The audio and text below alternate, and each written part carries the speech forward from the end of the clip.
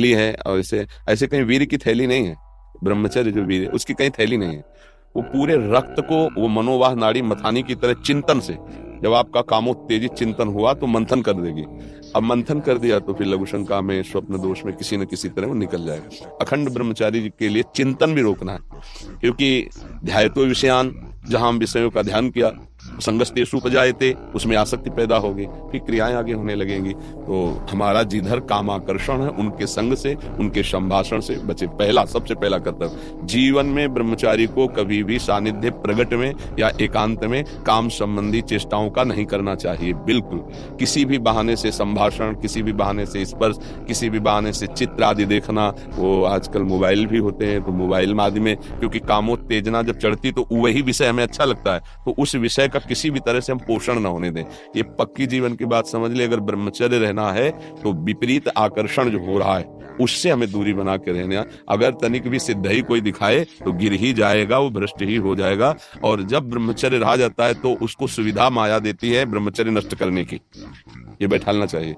जैसे आप नियम लिए कि मैं आजीवन ब्रह्मचारी रहूंगा, तो आपको पक्की सुविधा एक समय आएगी कि आप आराम से भोग लीजिए, कोई निगेटिव नहीं, कोई नकारात्मक सोच भी नहीं आएगी। आप उसको स्वीकार करें, क्योंकि आपके व्रत को भंग करने के लिए माया ऐसी सुविधा देगी।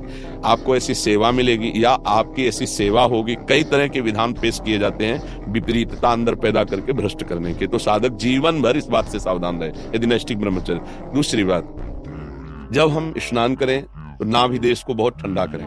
ठंडे जल से नाभिदेश में, यहां से जल को कई बार ऐसे डालें। और कभी भी किसी भी तरह से हम उन इंद्रियों को किसी भी तरह से ना छेड़ें जिनसे हमारा ब्रह्मचर्य नष्ट होता है। वो पवित्रता के लिए स्नान शौच आदि के अलावा हम उन इंद्रियों का स्पर्श भी ना करें, उन इंद्रियों को किसी तरह उत्तेजित ना करें, ये पक्का ध्यान रखें। तीसरी बात, भोजन इतना पाएं जो सुपाच्य हो और शौच पूरी साफ हो जाए। अगर कब्ज रहेगा तो फिर हमारा ब्रह्मचर्य नष्ट होने की संभावना रहती है। जिसके बहुत कब्जियत बनी रहती है, तो ब्रह्मचर्य क्या है, घी समझो, वो उसको उचित आहार विहार से संयम में किया जाता है। और ब्रह्मचर्य को पुष्ट रखने के लिए कम से कम 48 मिनट बिना हिले डुले पद्मासन और सिद्धासन का अभ्यास करना चाहिए, मेरुदंड सीधी करके। पद्मासन लगाना जानते हो? सिद्धासन लगाना जानते हो?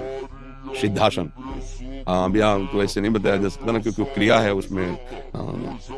गुदा द्वार और मूत्रेंद्रीय द्वार के बीच की जगह में बाएं पैर की एड़ी होनी चाहिए, और मूत्रेंद्रीय के ऊपर दाहिने पैर की एड़ी ऐसे आती है, तब वो ऐसे सिद्धासन ऐसे होता है। ऐसे 48 मिनट बिना हिले डुले सिद्धासन और पद्मासन का अभ्यास करे, आहार शुद्ध रखे, तो ब्रह्मचर्य ऊर्ध्वरेता होता है। जो ब्रह्मचारी है उसका ऊर्ध्वगामी वीर हो जाता है, फिर वो अधोगामी नहीं होगा।